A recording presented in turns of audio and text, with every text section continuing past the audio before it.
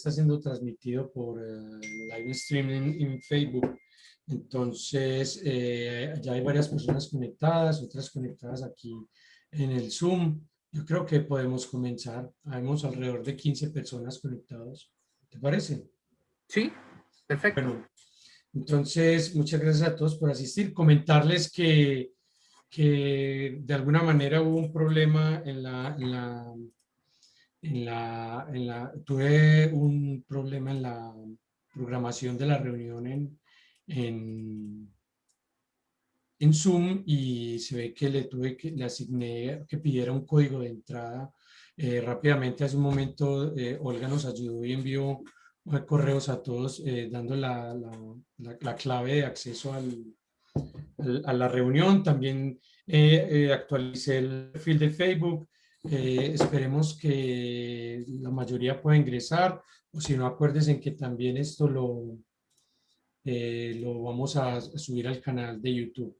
Entonces, el día de hoy tenemos invitado al profesor Joel Muñoz. Él es profesor de la Facultad de Ciencias de Física y Matemática del Departamento de Estadística de la Universidad de Concepción, Chile, y nos va a hablar sobre bioequivalencia por medio de la escalada basada en límites suaves.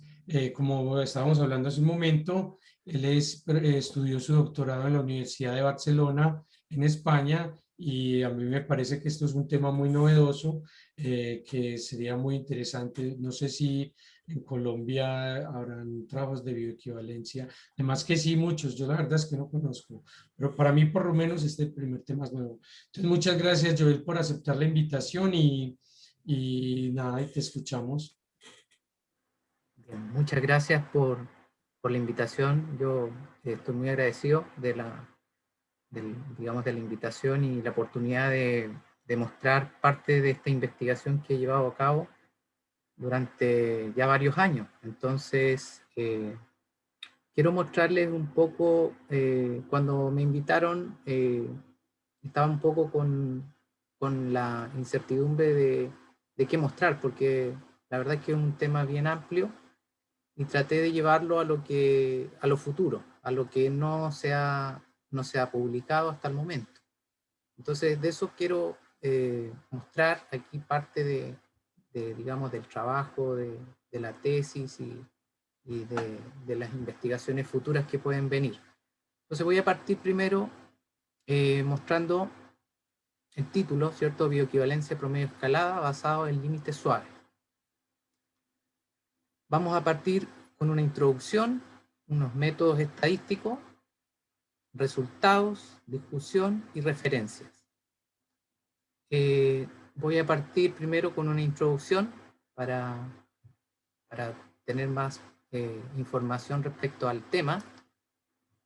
Y voy a partir con una pequeña descripción de la parte básica de comprensión de este tema. Entonces, para el desarrollo de una nueva droga o fármaco, generalmente los estudios se realizan en animales.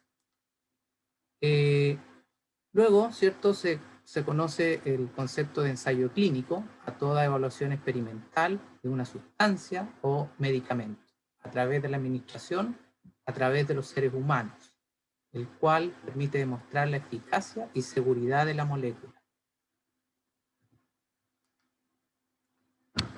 Los estudios de bioequivalencia se utilizan para demostrar que un medicamento genérico o de test tiene la misma eficacia terapéutica que el medicamento de referencia.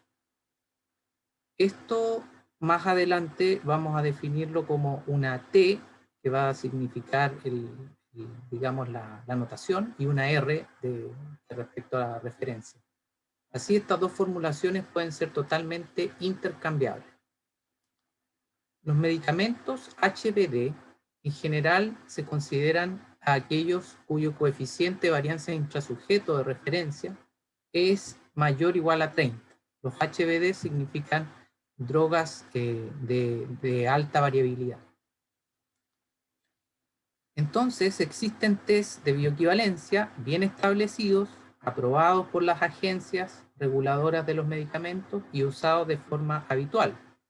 pero que no son suficientemente potentes para drogas HBD, lo que hace muy difícil aprobar bioequivalencia con los tamaños muestrales habituales en ensayos de bioequivalencia. Y por ende se requerirán tamaños mucho mayores. La Agencia Europea del Medicamento, EMA, y la estadounidense FDA propusieron límites de bioequivalencia escalada para facilitar la declaración de bioequivalencia en genéricos de drogas HBD, y ambos enfoques entran dentro de lo que se denomina R-SABE. Bueno, todas estas siglas hay que irlas recordando porque más adelante vamos a ir haciendo mención.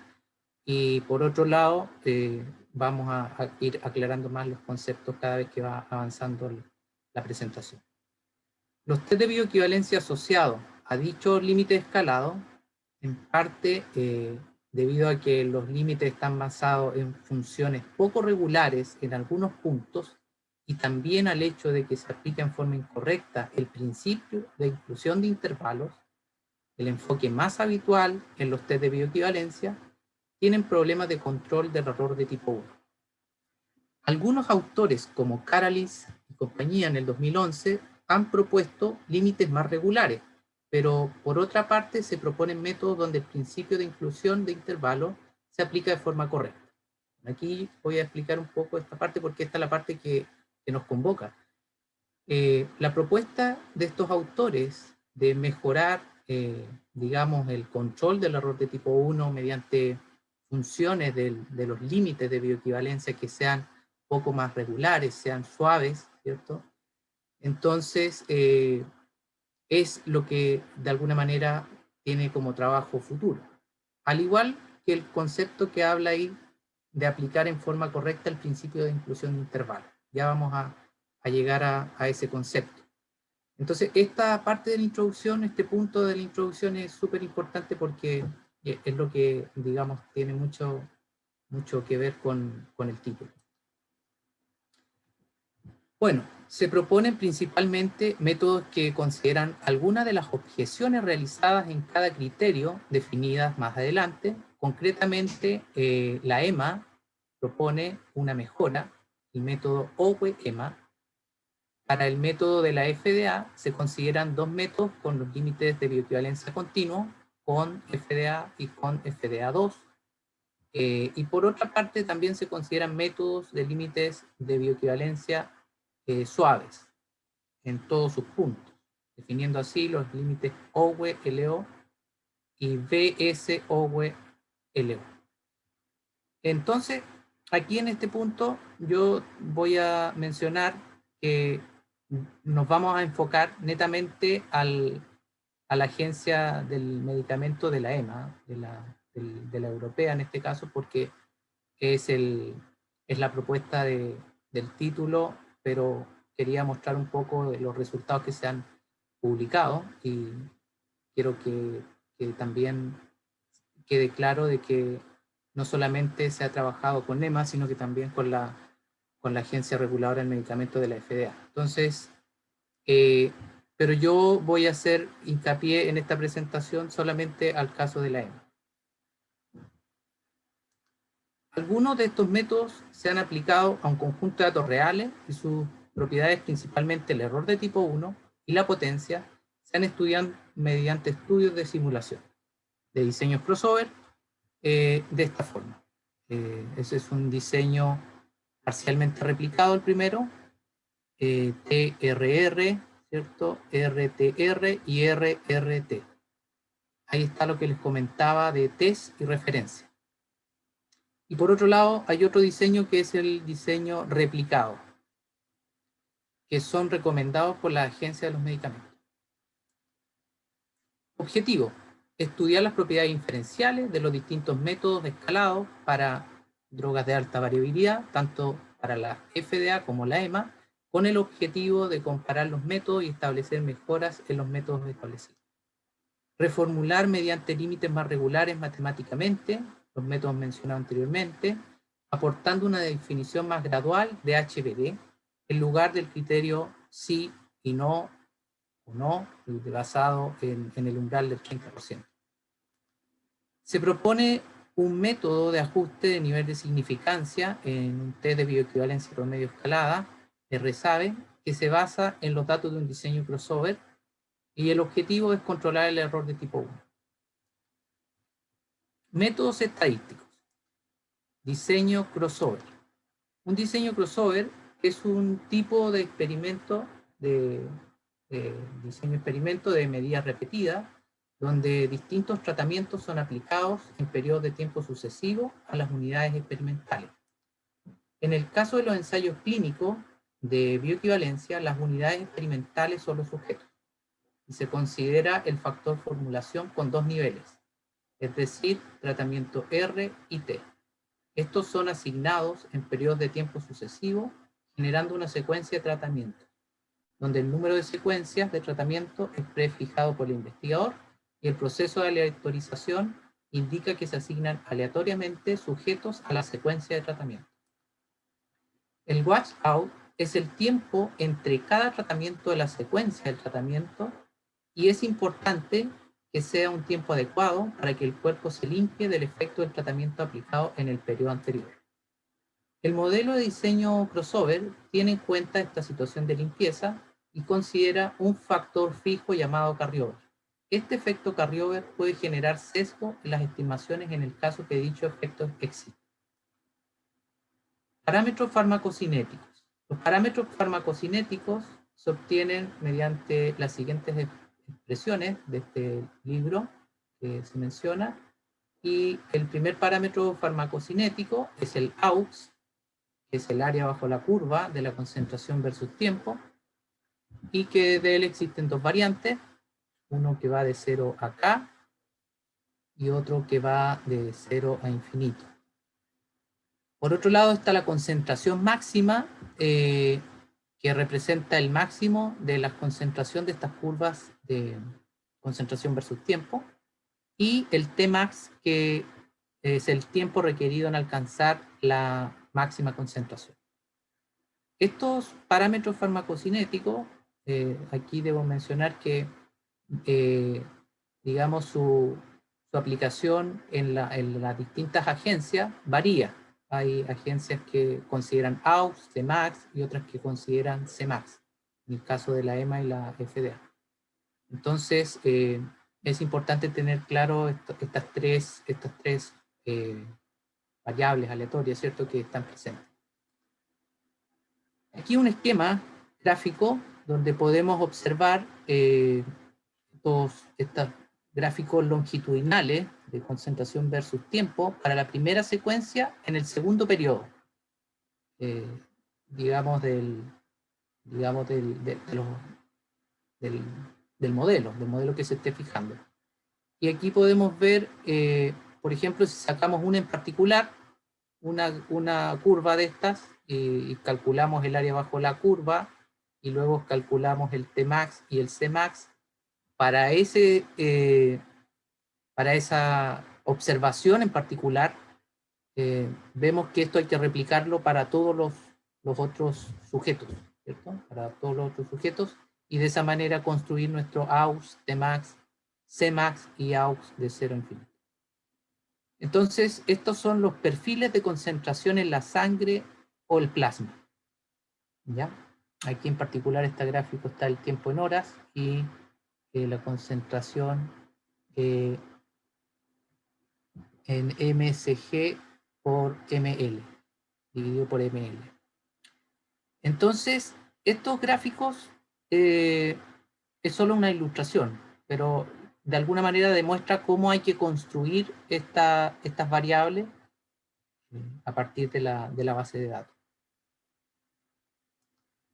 El modelo de diseño crossover, propuesto por la formulación de Chong y Liu en el 2009, es un modelo lineal asociado a un diseño crossover definido de esta manera, donde tenemos una variable respuesta invariada, y esa variable respuesta puede ser, debe estar definida por normativa como el logaritmo natural del AUX o el logaritmo natural de Cmax o Tmax, dependiendo sea la definición que estemos proponiendo. Por otro lado, tenemos que el I se mueve de 1 hasta NK, que es la cantidad de, digamos, de sujetos que tenemos y los tamaños en cada secuencia. Y J, que representa, ¿cierto?, de 1 hasta J periodos, y la secuencia K, que va de 1 hasta K mayúscula, ¿cierto? Y phi, que no es otra cosa que la diferencia entre F en T menos F en R. Y por otro lado, aquí hay un efecto que es el efecto carryover, que es el C de J menos 1 en K. Ese es un efecto carryover, efecto fijo. Está el efecto formulación, ¿cierto? El efecto periodo, la secuencia, que es el sujeto I dentro de la secuencia K, que es, ahí está el proceso de aleatorización. Y de esa manera tenemos nuestro modelo con esta distribución, I y D, ¿cierto? Esta distribución normal. Y los errores que también se distribuyen normal, pero aquí con la diferencia que esto va a variar de acuerdo al periodo y la secuencia. Entonces, aquí hay un supuesto fuerte que en este trabajo se consideró el supuesto de homocedasticidad. Y ya vamos a hablar sobre eso. Pero que de alguna manera quiero dejarlo desde ya más o menos claro para que lo consideren. Bien, los diseños clásicos son los diseños de orden 2×2, que son los que se utilizan por las agencias reguladoras. En la primera secuencia podemos observar que en el primer periodo se aplica la formulación R, luego la formulación T para un grupo de sujetos, y para el otro grupo de sujetos se aplica el T y el R. Entonces aquí están cruzados.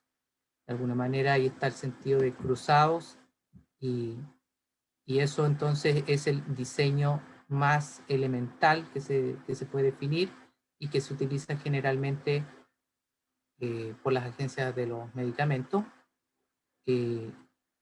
Después tenemos que la inferencia sobre este diseño y del sujeto I dentro de la secuencia K, ¿no?, se construye con estas diferencias. Luego, entonces, nosotros consideramos el concepto de contrastes intrasujetos, que es el método de estimación de parámetros. Como veremos más adelante, no es el único enfoque posible, el cual de ellos escoger depende en gran parte de lo que sea requerido por las distintas agencias del medicamento. La estimación del efecto formulación se obtiene de esta manera. Yo, bueno, aquí no voy a entrar mucho en detalle en cálculos, voy a mostrarles básicamente. Y la desviación estándar del efecto formulación, lo único que voy a hacer referencia es que phi, ¿cierto? Este phi lo definimos anteriormente, ¿cierto? Y la desviación estándar del efecto formulación se estima de esta manera. Donde n, aquí puedo hacer notar que este n es el tamaño, el número total de sujetos en cada secuencia.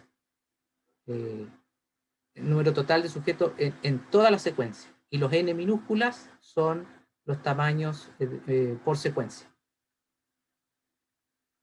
Bien. Entonces, otro diseño que también es definido por las agencias de los medicamentos en forma, digamos, de normativa, es este diseño, el diseño de 3×3. Es decir, 3 secuencias, 3 periodos, pero como ustedes pueden ver, aquí hay 2 réplicas del efecto formulación R. Y eso es súper importante porque permite de alguna manera definir la estimación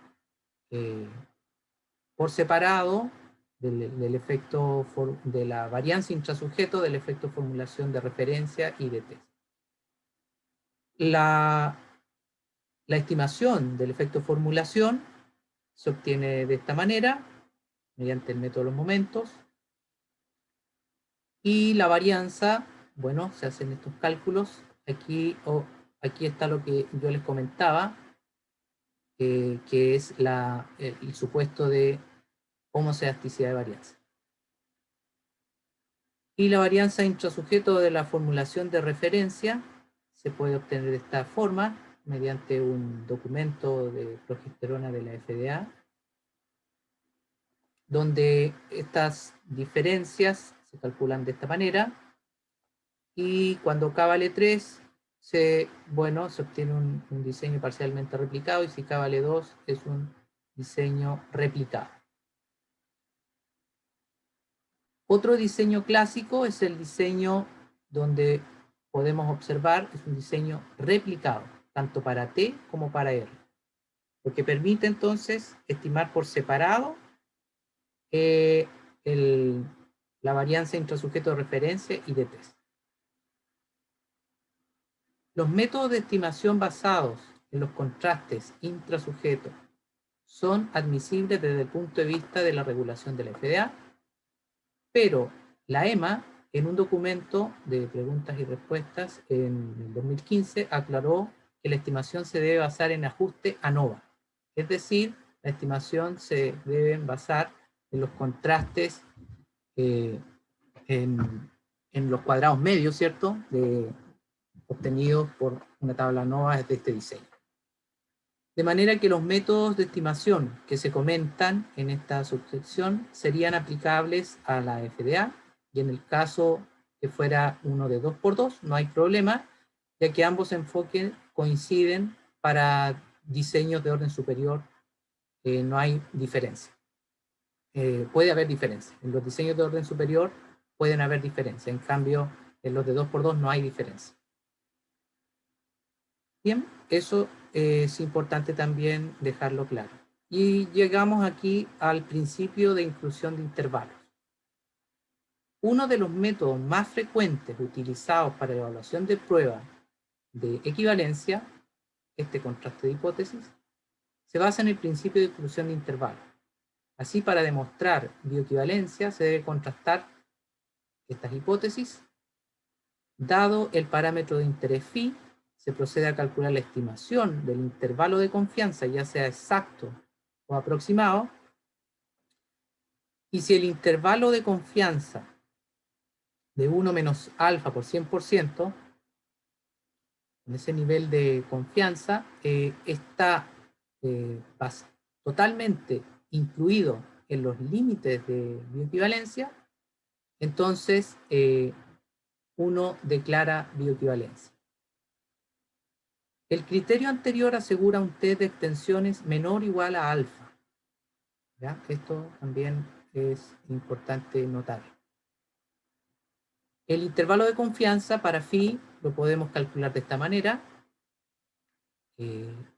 donde aquí hago notar que el nivel de confianza se define con este nivel de confianza, y de acuerdo al documento de la EMA, los grados de libertad obtenidos a través de la tabla ANOVA asociado al modelo lineal se puede calcular entonces para un diseño replicado, son estos 2n menos 3 para esos grados de libertad.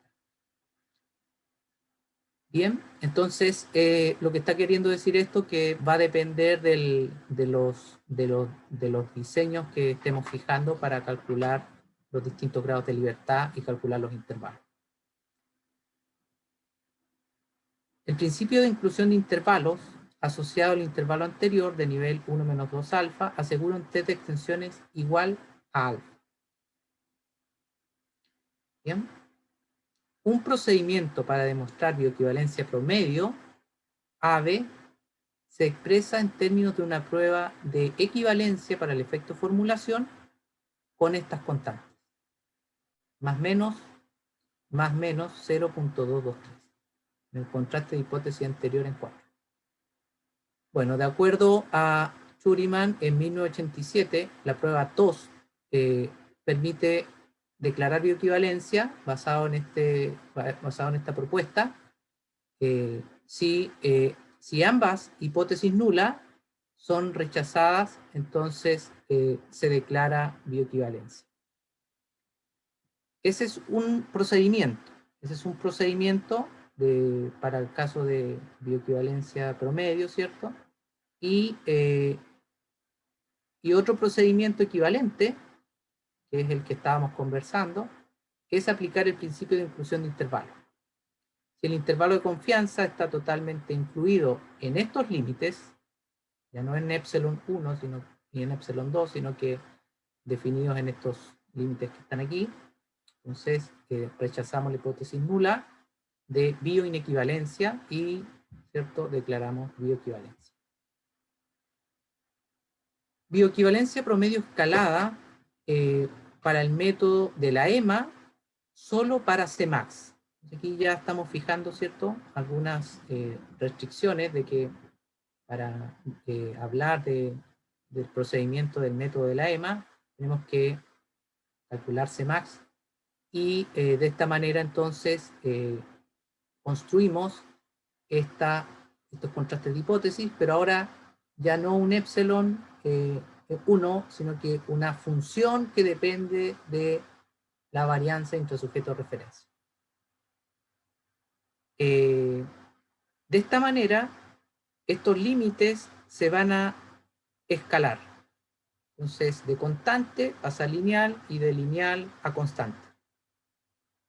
Esto es la propuesta, ¿cierto?, de la Agencia de Medicamentos para los fármacos de alta variabilidad, HBD, con estas constantes asociadas que son típicamente redondeadas con estos valores. Pero aquí hago notar, ¿cierto?, que aquí hay una función que depende de sigma WR y que de alguna manera hay que estimar. Y de acuerdo a donde caiga, yo voy a calcular el límite de bioequivalencia y hacer mis cálculos para declarar o no bioequivalencia. Bueno, el procedimiento o el algoritmo, digamos, de la declaración o no, se resume en estos 5 pasos, donde si se calcula, ¿cierto?, el efecto formulación phi, por eso hice hincapié inicialmente de cómo calcular el efecto formulación. Después hay una restricción aquí de la estimación puntual, si está fuera no se declara bioequivalencia y el proceso termina. Obtener la estimación de sigma W sub R, calcular el intervalo al 90% del efecto formulación phi, es decir, el definido en 5, y luego al 90% está completamente incluido en este intervalo. Y se declara bioequivalencia, es decir, se rechaza H0, y en otro caso no se declara bioequivalencia. Entonces ahí está el proceso, digamos, que hay que seguir. ¿Cuáles son las objeciones que tiene este método? Dice que es una función, la función que define los límites R sabe es poco regular, ¿cierto? Poco suave. No es derivable en 2 puntos. Es un criterio bietápico, ya que hay que estimar sigma W sub R y luego caer en uno de los procesos de escalamiento. Y por otro lado, el principio de inclusión de intervalos es válido para límites constantes predefinidos. La pregunta es, ¿será también válido para límites aleatorios? Función de sigma W sub R. Aquí hay varias objeciones que son las que de alguna manera motivaron este trabajo.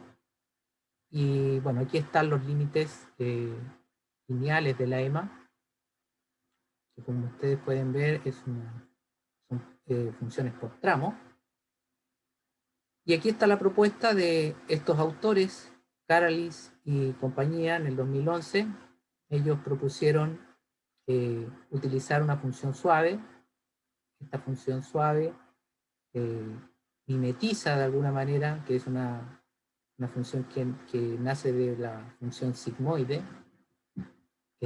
Y esto entonces, si nosotros encontramos estos parámetros en forma empírica adecuados, como son los que están aquí, y se encuentran en ese artículo, entonces mimetiza bastante bien este comportamiento, ¿cierto?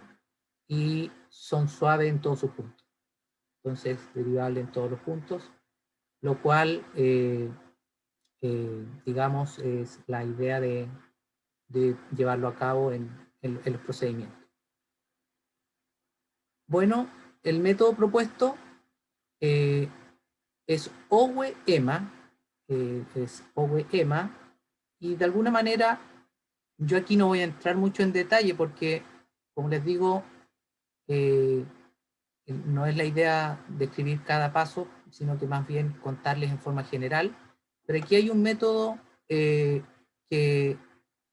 tiene que ver con este parámetro, que de alguna manera es una diferencia aquí, que al estimar nu de este intervalo, nos lleva a la diferencia de dos variables aleatorias y usamos el método de Owe para construir este límite superior de este intervalo, y de esta manera entonces poder declarar bioequivalencia o no. Entonces, Hola Natalia. ¿sí? Hola, hola. Hola, hola, ¿sí? ¿Se escucha? No entendí No, nada. no, continúa. Las preguntas, Continúo, ya. Bueno. las preguntas las dejamos para el final, por favor. Perfecto. Hola. Bien, entonces, Sí, claro que si te escucho. redefinimos las hipótesis R sabe, pero ahora ¿Me puedes consideran hacer el favor de hacerlo llegar al servicio se farmacéutico? tiene que, bueno, esto que está aquí es para los límites suaves, LO, y bueno, aquí está la función sigmoidea que les comentaba, las estimaciones y el algoritmo mediante el principio de exclusión de intervalos. Y aquí está, de alguna manera, lo que comentábamos inicialmente de definir adecuadamente el principio de inclusión de intervalos, porque ahora se hace, ¿cierto?, una redefinición del parámetro de interés y se construyen estas desigualdades. Y entonces por eso este cero aquí, que aparecía en el procedimiento anterior, aquí está un poco más de detalle, y la construcción de este límite superior, que ya no tiene aquí un phi de sigma W sub R, sino que tiene una constante. Y eso hace que el principio de inclusión de intervalos esté aplicado correctamente. Y aquí el procedimiento Owe-LO, que como les comentaba, es un procedimiento general que se encuentra en el artículo de Owe, que les menciono más abajo, la referencia. Y bueno, aquí están los detalles de los límites superiores y de los cálculos para encontrar esta estimación. Otro método que se propone es una corrección del sesgo.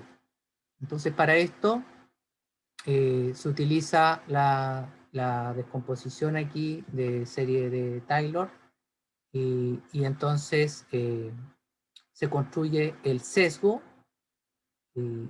y este sesgo, luego de calcularlo, hacer los cálculos, ¿cierto? Las derivadas de phi' y phi2, las primeras y segundas derivadas.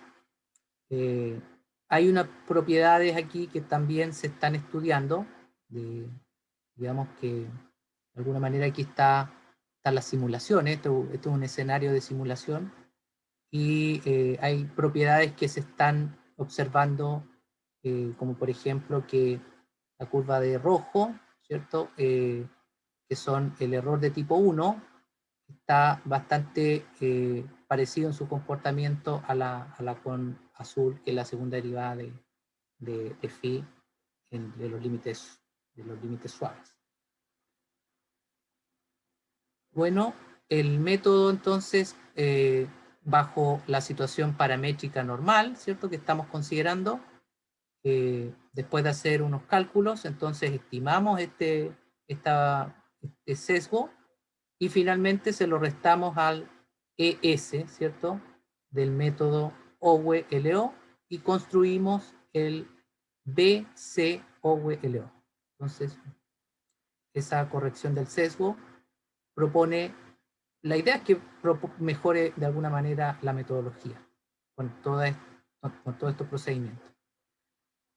Otro proceso importante aquí es que hay un cálculo y un paquete de R que está generado esto, y esto tiene que ver con el nivel de significancia del ajuste, el ajuste del nivel de significación.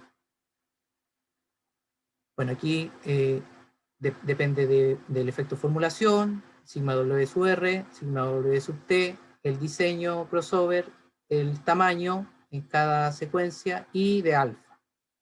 Con esta igualdad, entonces nosotros podemos entonces encontrar un alfa ajustado para esos casos. Entonces, esa es otra propuesta. Yo insisto, aquí no voy a entrar mucho en detalle porque aquí está de alguna manera explicando un poco la parte algorítmica de la cantidad de réplicas de simulación y los diseños que se utilizaron. Y aquí está el package, ¿cierto? Que es add-alpha, ¿cierto? Este paquete fue creado también en su momento para la publicación del segundo artículo que se sometió en el 2019. Y yo ahora quiero mostrarles un poco de la simulación. La simulación, los tamaños por secuencia fueron 8, 12, 16, 24 para este diseño en particular, parcialmente replicado. Esto fue balanceado, es decir, en cada secuencia de tratamiento es 8, 8 y 8, y acá entonces tenemos los tamaños totales que les comentaba, que son estudios comunes de bioequivalencia en reales, ¿ya? Entonces, por eso esa sumisión de los tamaños. Y acá también otro diseño que también fue balanceado, y de alguna manera estoy aquí resumiendo un poco cómo vamos a proceder con las simulaciones. La simulación deja el efecto carryover, por ejemplo, como nulos y otros efectos, y solamente nos focalizamos al efecto del tratamiento de las simulaciones. Y la variable de respuesta principal de las simulaciones es el error de tipo 1 y la potencia del test. Los escenarios de simulación más interesantes son aquellos en los que el efecto formulación simulado está justo en el límite de bioequivalencia. Idealmente, la probabilidad de declarar bioequivalencia tendría que igualar al nivel de significancia nominal, mientras que valores superiores sería indicativo de un test no válido. Otros escenarios correspondientes a situaciones en las que efecto formulación fue una fracción lambda mayor o menor que 1 del valor que estaría el límite de bioequivalencia.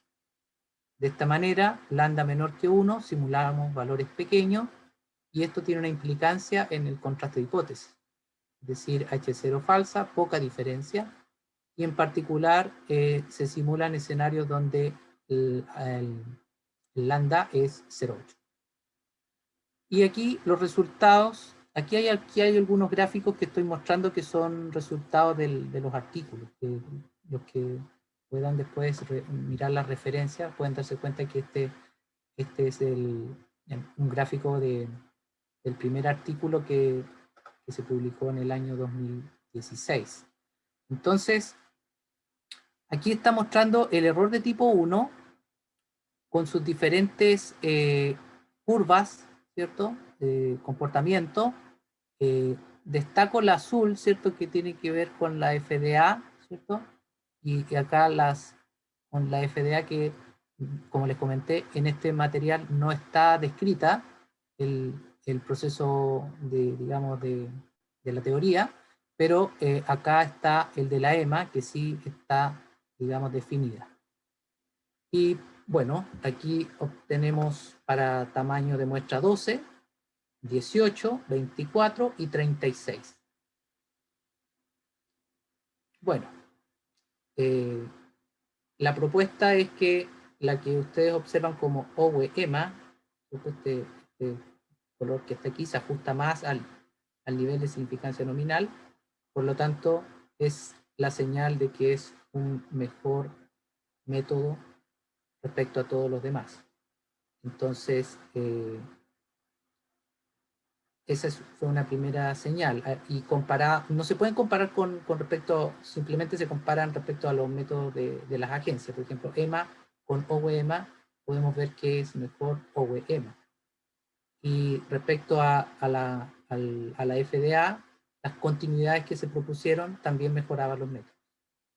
Entonces, porque aquí hay una inflación, ¿se fijan? Esto se dispara acá, se dispara. Y finalmente podemos ver acá también la metodología con el nivel, con el ajuste del nivel de significación del paquete que les comenté.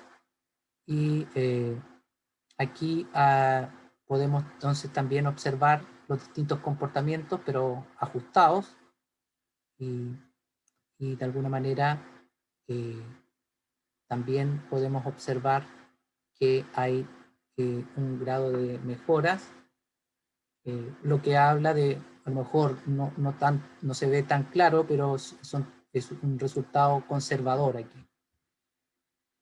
Otro resultado es las curvas de potencia, que podemos observar aquí, las potencias para los distintos métodos, para los distintos tamaños. Acá para el caso de, aquí, si ven aquí un espacio vacío, aquí también, ¿cierto? Que se ve como un salto, es porque hay una definición de la FDA que lleva una discontinuidad, por eso se observan digamos, esa abertura en esos sectores. Y acá, bueno, aquí está el lambda, la fracción del límite, y se observa entonces el comportamiento respecto a las metodologías con una fracción del límite de bioequivalencia. Lo mismo, acá se nota más la discontinuidad. Y por último, acá podemos ver que la EMA, OWE-EMA, LO, OWE-LO y BS-OWE-LO van mejorando aún más la metodología. Entonces, la propuesta es seguir estudiando y analizando con más detalle BS o WLO, y en particular las metodologías de los límites suaves, porque vemos que tienen buenos resultados en comparación a lo que se tiene en la actualidad. También se calculó una medida para calcular la pérdida de potencia, de esta manera, con esta diferencia, curvas de potencia, y se obtuvo esta tabla. Entonces, como podemos ver aquí, la mayor pérdida de potencia es 21,8 con el método de la FDA, y con OWE-EMA va disminuyendo, y con la continuidad también va disminuyendo. Entonces, y para los distintos tamaños.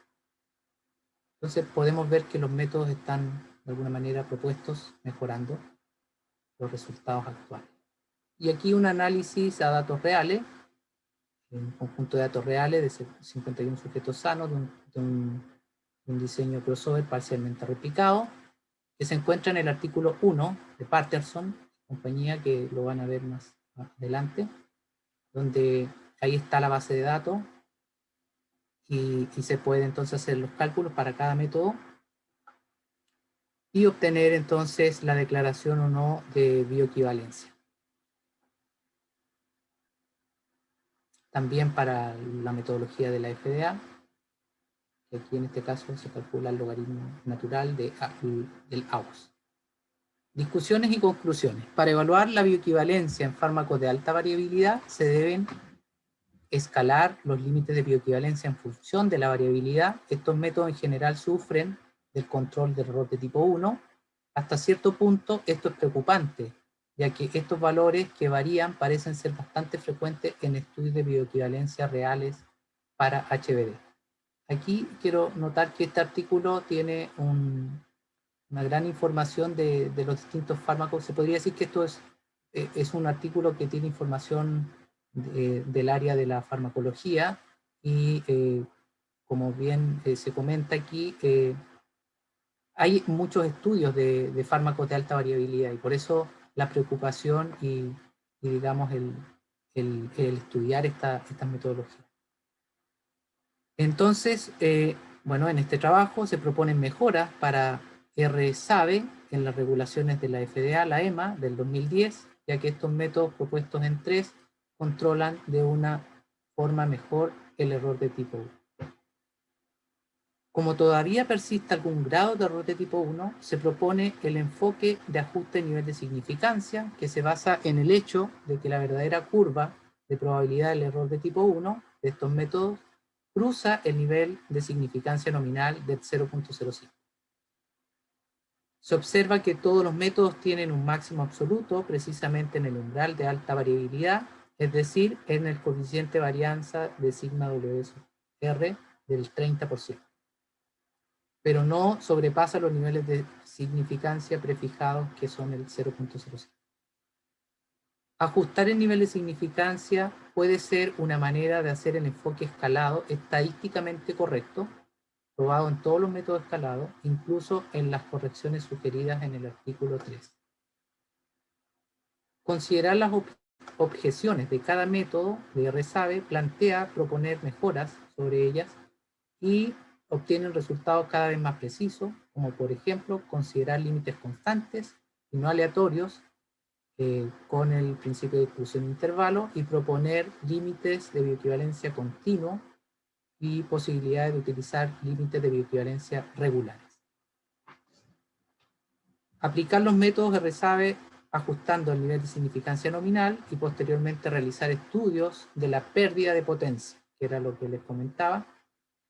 Y entonces, otra conclusión que podemos obtener es que la segunda derivada de estos límites más regulares influyen en el comportamiento de la probabilidad de declarar bioequivalencia y que los métodos propuestos con FDA, con FDA2 y OWE-EMA mejoran los resultados y también queda por verificar cómo se comporta este método, el BS-OWE-LO, aplicando el nivel de significancia, ajustando el nivel de significancia para controlar el error de tipo 1.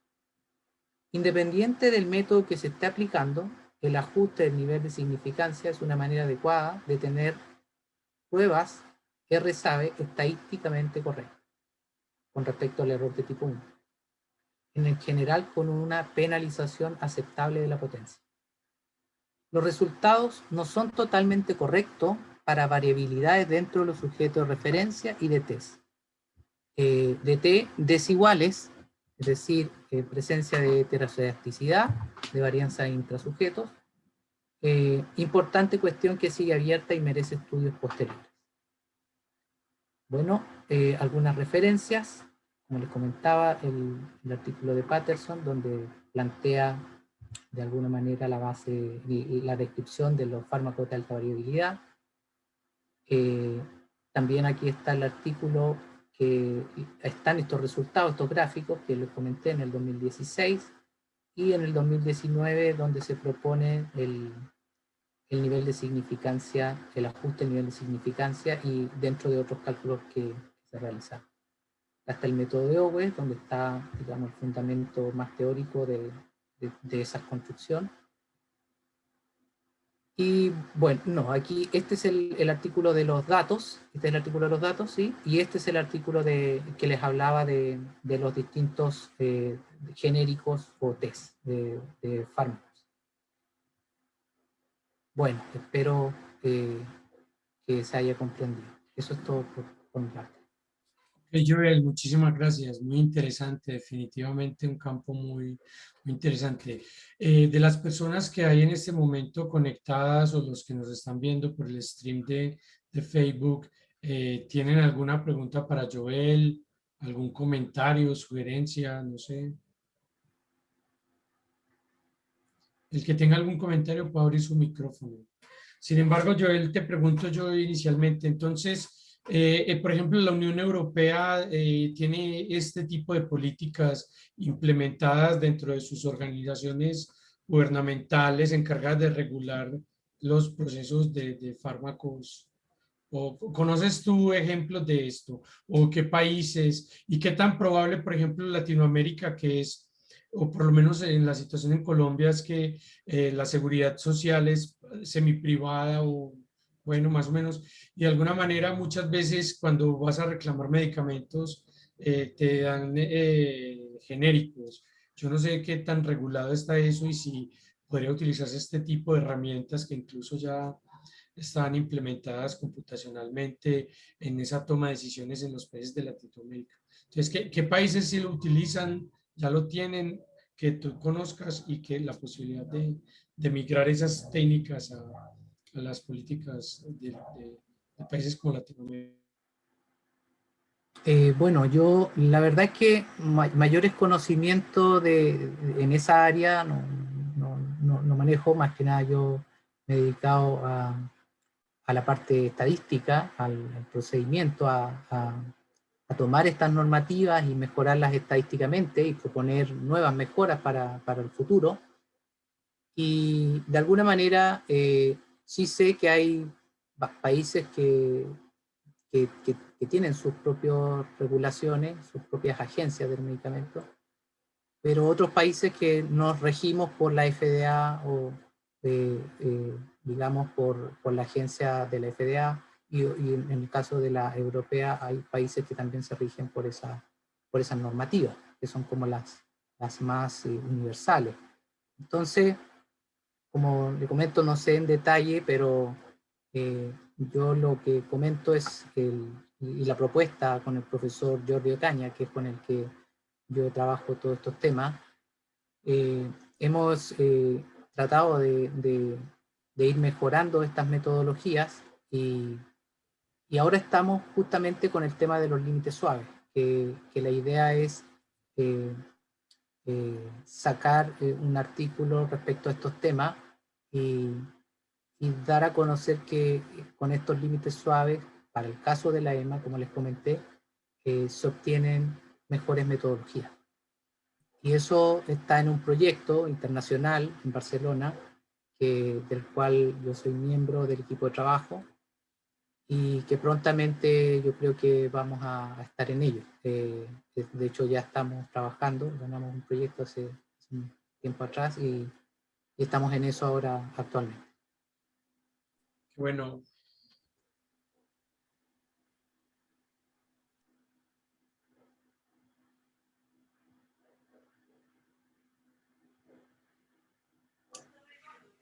Francisco, tengo una pregunta. Guillermo, claro, claro. Gracias, Joel, por la presentación, muy interesante el tema. Quería preguntarte si has leído o existe literatura